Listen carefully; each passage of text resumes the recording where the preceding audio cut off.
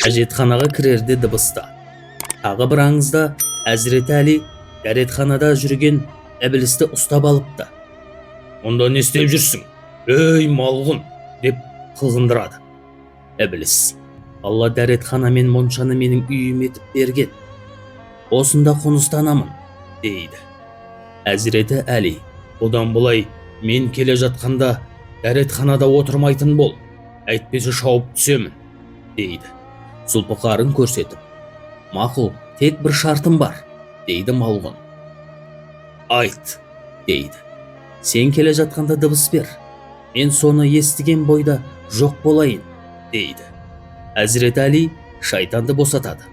Содан бастап Әзіреті Әли дәретханаға кірер алдында жөткірініп дыбыс береді екен. Осы оқиғадан соң үйге, моншаға, дәретханаға кірерде дыбыс беретін әдеп пайда болыпты. Жөткірінгенде шайтандар Әзіреті Әли келе жатыр деп қашады деген сенім бар.